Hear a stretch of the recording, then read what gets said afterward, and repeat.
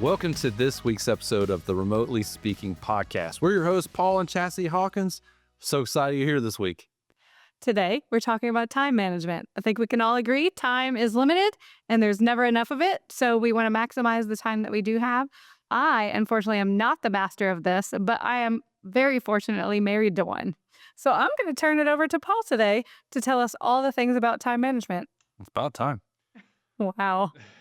Let's call it a dad joke. No, I think it's just awesome. Look, we're going to start this off with, you need to manage your time or your time will manage you. It's the truth. If you've ever been in this scenario, we all have.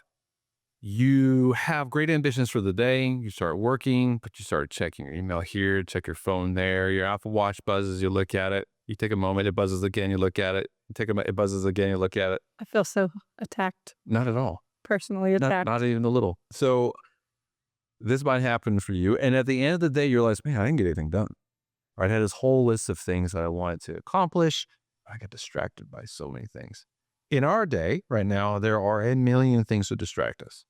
Most of them are pretty fun, right? Like social media by its design is meant to keep you engaged. And it does so. And you get lost in it an hour later. Poof, it's been an hour. So today we're going to talk about how not to let that happen and how to manage your time smartly. Spew all the wisdom at us. Let's go. So How much genius about to come? yeah, it's just oodles. You have no idea how much is going to come out of my mouth here. Let me get some context real quick. So like, here's some social proof of why maybe I can talk about this. So in a previous life, I used to schedule the construction of hospitals. That's what I did for 5 years after the military. In the military, I used to schedule our missions, right? Like from every little detail, start to finish, with time and equipment and people. So a lot of scheduling and planning. I went into building hospitals, and my job was to schedule the construction of those hospitals, multi-year projects. And then I was a program manager, which is really managing schedule. That really defines everything. And so because of that, there's about 20 years of conditioning, right? I'm not saying I'm the best at it. I just have conditioning at this point of managing time, right? Much to people's just eye rolling, usually. I love you so much. He's annoyingly efficient, y'all. But today I want to talk about like how to manage your time in a business setting, right? Or as a remote worker in particular. There's a couple techniques that you can use, and it just depends on what your job is. So for example, if I say like, hey, you should only check your email twice a day, that may not apply to you if your job is literally emailing. And there's many jobs out there that require that, like, hey, your job duties include like emailing all the time. So that doesn't quite apply. What I'll do is give some barriers to what you can do to smartly manage your time, kind of generally speaking, and then I'll get a little more specific, if that sounds good. Sounds like a plan. A couple of things with managing time. First one that I like to employ is removing distractions. This one is both really easy and very hard to do, because when you start removing them, you realize how much you actually like those distractions. So for me, number one thing I want to do is remove notifications on my phone, first and foremost. In fact, my phone is set always to a customized no notification setting. It's not a completely do not disturb, but I turn off notifications for most texts, all messages, all email, because I want to dictate when I look at those, not vice versa. The caveat there is that I do have it free and open for a certain list of people. So there's like our team members, you, my mom, right? Like I want to make sure mom's messages come through. The school, right? But you know, like my barber, nah, who cares, right? Sorry, barber. You're the man though. So setting notifications on your phone so you don't get distracted, it is super easy. And anyone who says, no, I don't get distracted by that, yeah, they're lying. All of us do. And I know this because I witnessed it happen on an Apple Watch. he's diming me out. I am not, you timed yourself out.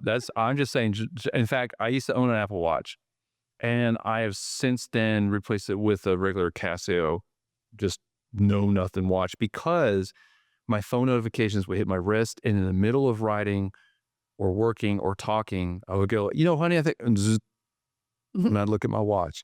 And I realized quickly like how much that was distracting me throughout the day, why that matters. Turning off distractions matters not because, hey, I want to get more work done. It's because of what's called the switching cost. When you have a distraction, your mind looks at it and you detach your mind from whatever you're working on. It can take up to 15 minutes for you to get back in the groove. So if you're sitting there jamming out, I don't know, a cool PowerPoint or a document. Yeah, some of us out there have made lots of PowerPoint, they're not PowerPoints. cool. They're awesome. Spreadsheet. Let's go to spreadsheet. There's some spreadsheet warriors out there. So if you're like you jamming out the spreadsheet and it's the bomb and it's calculating everything and it's colorful, as soon as your mind gets out of that, it takes like 15 minutes to get back into it. And if you do that a number of times throughout the day, that's why you don't get something done. It's because you keep getting distracted and distracted and distracted. It's number one, turn off notifications. Number two, unless you have something you want to add. I do not. This episode is probably going to be me talking. I'm right on edge to hear number two. I know it's riveting. Yeah, I can tell. You're like, tell us more. And I will. So number two is time blocking your calendar. There are a lot of different techniques there. A lot of books written on this. I find this to be very, very effective if you have a job that requires you to do like content work, meaning you got to build a document, a PowerPoint, spreadsheet, or you're making sales calls. So something around normal like email and working in CRM, stuff like that. If your job requires you to produce something, time blocking is extremely effective. And what that means is you have your calendar, let's say it's 9 to 5, and you literally block your calendar. Hey, from 9 until 11, I'm making sales calls. And you make an appointment with yourself. I'm not going to do anything else. I'm not going to check email. I'm not going to check my phone, nothing. Those 2 hours, I'm making calls. Or, hey, I got to get this onboarding document made. Nothing else is going to happen. I'm only going to do that. And so you can basically make appointments with yourself throughout the day of blocking your time to do that work. It's very effective with email. So one of the things that I like to do is at 10 o'clock and 2 o'clock, I book about 30 minutes, and that's when I check email. Because almost all the emails get sent in the morning before 10 o'clock. And then there's a break because people don't want to anymore. And then they all email you at 2 o'clock before they leave for the day and everything. So 2 times a day, I go just blast your emails. It doesn't mean you don't check it periodically, but your hardcore checking your email is right then instead of refresh. It's time blocking your day, especially your email, super important. So are you saying that if you're trying to implement this time blocking, do you recommend they maybe take a look at the recurring stuff that happens every single day, every single week, and then block similar tasks together and knock all of those out in a block of time before you move on to prevent switching costs? That's Look, I'm learning, guys. See, this is what happens. It's so much genius. Absolutely right. I'm glad you made that point of clarification. There's 2 parts for blocking your time. There's blocking your calendar, and there's also grouping, right? So what you're talking about is grouping like tasks. Because once you get in the mode, you're in the mode, right? So for example, if you make a sales call, you make a second one, it's really easy to make your 3rd, 4th, and 5th because you're in the mode, you're in the groove of it. So good for you to say like, hey, for the next hour, all I'm doing is calling. Or if, let's say you're processing invoices, if you can, hey, I would save all my invoice work for Tuesday at 10 o'clock because that's 10:30 after I'm done with my email. 10:30 to 11:30. That's all I'm going to do. And what you'll find is you'll get it all done quickly, and then you don't have those tasks sprinkled throughout the week, and that prevents you having that switching cost. So I found that to be super effective with being able to get more work done more quickly. Does that make sense? Yes, it does. Okay. Number 3 is setting priorities for your work to save time. Oof. This one's tough. Really hard to set priorities, and that's a whole nother discussion of how do you set priorities. A very effective way of managing time is you start with the hardest thing on your list first. It's really easy to do the small stuff. You got emails, you got a little thing here you got to do, pay a bill here. It's easy. We feel good about it because we get something done. You check for your The small wins. I like the small wins. They feel great. But what ends up happening is all those small things have their own switching costs, and all of a sudden it's like 11. Oh, I haven't got into it. I ate lunch. Oh, maybe I'll start it. And the hard thing at that point is hard, and you've already expended a lot of your mental capacity for the morning. It's hard to get into it, which means you don't make much progress. And that's why some hard things, I don't know if anyone can relate to this, you have an intention of like, hey, this will be done in the next couple of days. It takes you a month. That's why, right? Like I've been through this a few times, like writing a blog. I'm just going to look at it. Meh. Right? And what I find is if I say, hey, today, the hardest thing I need to do is the blog. And as soon as I wake up, I spend 30 minutes on it. when I do that, 2 days later, it's done, right? Because I already have all my brain power is recharged and ready. For me personally, by 2 o'clock, no more brain. It's gone. By the time we pick up the kids, I'm just like a vegetable. There's nothing left. So I know for me, got to get it done first thing and do the hard thing first, and I'll take care of the little stuff later. Number 4 is knowing the rhythm of you and planning your day around it. So for example, I am a very early morning person, much to your chagrin. And I'm mad at anything that starts with anything lower than a 7 Which on an alarm clock. I find 7 o'clock to be midday for me. The brain doesn't function until about 8. No, it's like, this is not a recommendation at all.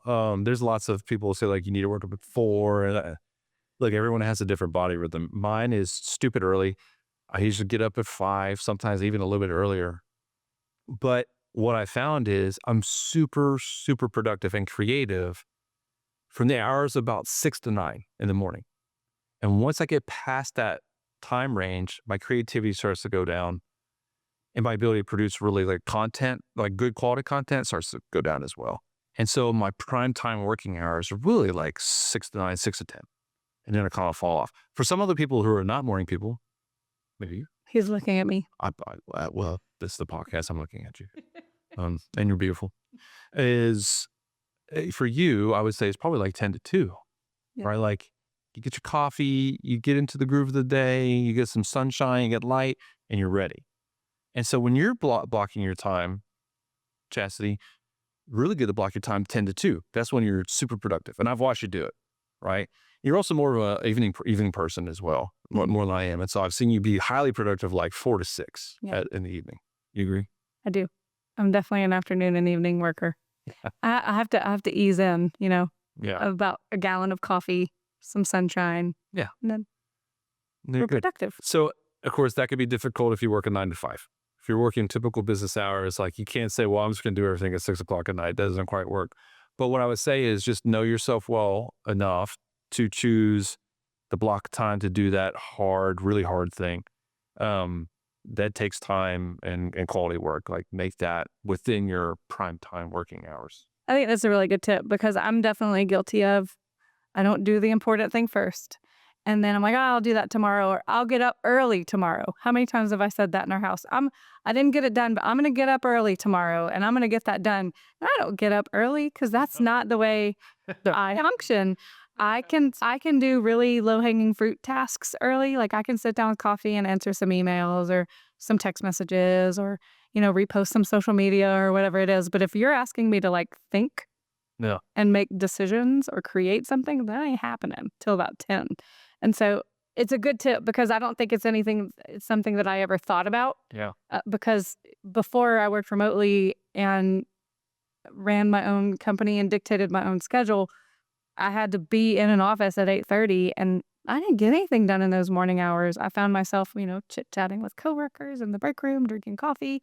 But it's because my rhythm wasn't 8:30 a.m. No, it was 10. So that first hour and a half of the day, I was getting paid to do nothing. Yeah. Nothing good, at least. Sorry, ex-employer, if you're listening. You got something done. We got things Sure. done. It just wasn't within my rhythm. So that's a good tip, I think.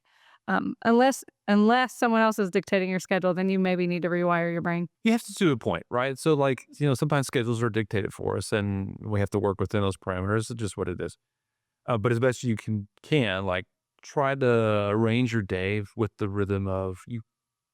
Yep. One more valuable tip. Woof. I'm telling you, this one's a good one. In case you haven't noticed, I completely dork out on this stuff. I absolutely love it. Planning for me is happy time. So, speaking of planning, effective time management can, and I would say should include planning your day the day before.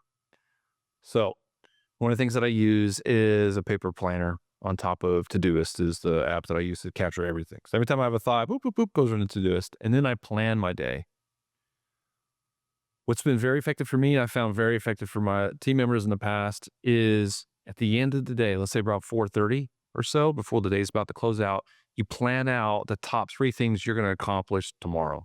You recheck your calendar make sure you've time blocked for yourself. You've accounted for all the appointments you have so there are no surprises, and you plan it. And that way, when you wake up, you don't do the, what do I need to do today? Which we all do. It's already known. It's already done. And so when you wake up, you're ready to attack. Hey, my top 3 things are drink coffee, drink some water, and then have a second cup of coffee. It's usually my top 3 things. So I already know, like, hey, as soon as I wake up, I'm going to brew the coffee. I'm going to have that cup. I'm going to have some ice water on standby. And as soon as I'm done with my coffee, I'm going to go ahead and start brewing the next, right, to get ready. But I already have pre-planned that in my head. And it allows your brain at the end of the day to go ahead and brain dump the things you need to do, so you stop thinking about the things you need to do. Yeah. So spending just a little bit of time like planning your day, or the following day, I should say, saves a ton of time. And you don't wake up the next day spending an hour trying to figure out what you're going to do. You already figured it out. Yeah, I agree with that. I definitely am guilty of going to bed with the running to-do list because I'm so afraid I'm going to forget something. And so writing it down at the end of the day, like, here are the things that I'm carrying over. Hopefully not a lot if you listen to Paul's advice. But I tend to carry lots of things over. And so writing those down and then prioritizing them and knowing that I have a plan for the next day is super helpful. Yeah, awesome. I love it. Yeah. So those are my top 4 tips for managing your time. For the sake of this podcast, we're going to keep it to 20 minutes or less because, like, I got a schedule to keep. Because ain't nobody got time for that. Oh, that's our professional comments for the podcast. Perfect. And that's it. It's all about time. Look at that. I hope you guys enjoyed the episode today. We're having a blast in this podcast studio. If you found that helpful, leave some comments down below. Let me know what you do to manage your time. I'd love to share that with the community. Hey, once again, if you haven't already, be sure to like, subscribe all of our channels on YouTube, Amazon, and Spotify so you get the latest updates and hear from us. And follow us on social media. We have Instagram, Remotely Speaking Podcast. And if you want to follow along with our companies, Agency Resource Solutions and AR Sidekicks are also on Instagram. We will talk to you next time. See you next time.